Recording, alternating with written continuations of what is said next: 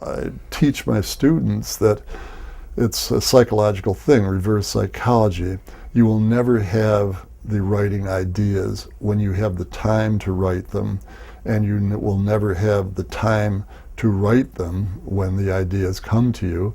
And they, or the reverse of that, when you have the time and sit down to a blank sheet of paper, no ideas will come to you. So you will get your ideas when you are in the shower, you get them when you're driving on the freeway, you get them in the middle of the night. You have to get something down on the page that will get you back to your ideas as soon as you can get near a pen and paper. Because then when you finally manage to squirrel away an hour or two to write, you won't waste it saying, okay, muse, come to me now, and the muse won't come to you. And the time will pass, and you'll begin to feel pressured, and you'll panic, and pretty soon you'll have had another failure experience. You won't have written anything, or you'll just start writing things that come out, and they're silly, So I, for years, have carried, I don't have any in here today, notes in my pocket that I've just jotted to get me back into an idea. I guess they're in my back pocket today, and sometimes now I get lazy and I just hope they'll come back to me when I'm sitting at home near this big sketchbook that I keep and put on my lap to write on, and I write the notes down on those. But yeah, that's you have to write down the ideas when you have them. You won't have a chance to write them then necessarily, but so they're there to go back to just take out and start going through them one after the other and see which one you get started on that works. And of course you have to understand the first couple of sentences you write are never going to be any good, but get those done. You could always go back and cut those. You have to just start getting the first draft done. Don't be self-critical in that first draft, or self-censoring, or a perfectionist. You've got to just get the first draft down and tell yourself that you can always change it. And after a period of time, after you've written for a long time, as I have, the first draft will often come out as a last draft, really. It's pretty close to your last draft. I don't rewrite too much. I mean, I rewrite some. I write that, I have the notes, and I write a first draft, then I may rewrite it, if nothing else, just to improve my handwriting so I can read it the next time when I go to type it, because I do still write with pen, ballpoint pen on a pad.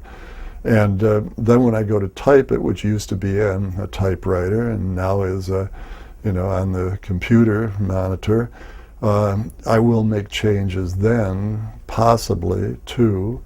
But you'll find out quite often, if you, for instance, lose the copy of a first draft that you've written and you sit down to rewrite it, and then later find the first draft, you'll find you've written virtually the same poem. Because one thing leads to another, just as in an interview, one thing leads to another.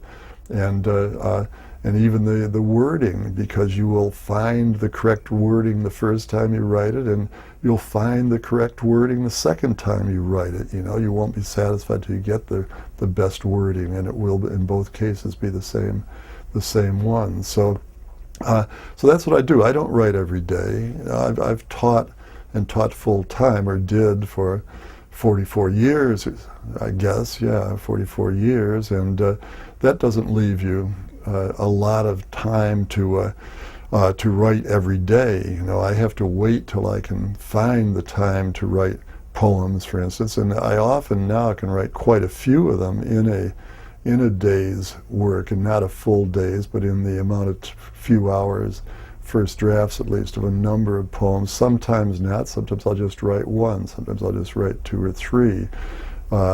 But it isn't a bad idea to write a bunch at the same time, because a lot of times you write yourself back into your writing in the first one or two, and then you get going, and then the ones that are best are the third, fourth, and fifth ones, not the first and second ones, or not the sixth or seventh ones.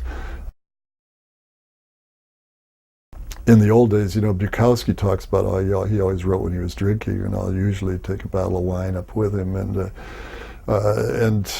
you can see a trajectory, though. I don't recommend ever to my students or anything to write to look for help, from stimulants or depressants of any kind, or psychedelics or anything like that.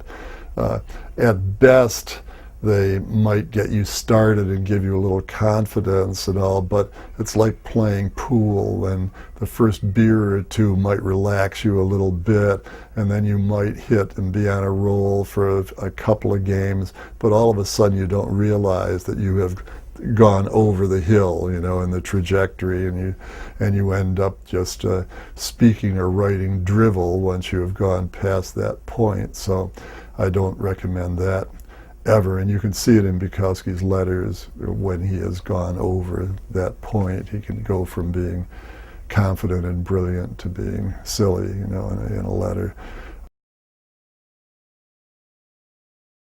Poetry to me is the music of language, music of the human language. That is the essential element in it. And just as there are many forms of the music, you know, of the musician's music, there are many ways of music in poetry, but it's essential that it be a music of some kind. But that for me is the essential definition of it. It doesn't have to be in traditional verse forms. Those are fine, you know, and those are musical forms. And I agree with Coleridge that those give a lot of the great pleasure of poetry. You know, he has his theory of poetic, of the reason why it gets written and the reason it gives pleasure is largely because of the musical elements in it. And so those, it doesn't have to be those, though. It can be the music that you find in Charles Bukowski of pacing, the music of telling a joke, you know, that formal music, the timing of a thing, the pacing of it, the movement of it, the phrasing of it, the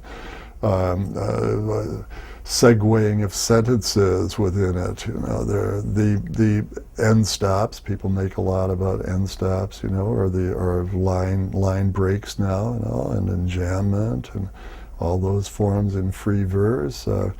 Breath pauses, Whitman, the strophaic or longer lines rather than the more clipped lines. There are many, many ways of music, but if it's not, for me, if there's not some potentially discernible, not necessarily scannable, but discernible music in something, it isn't a poem. It may be a piece of prose broken up to resemble a poem on the page. Others put a greater emphasis on the image, but even those who did, you look at the most successful imagistic poems of Pound or William Carlos Williams and the rest, and they are musical.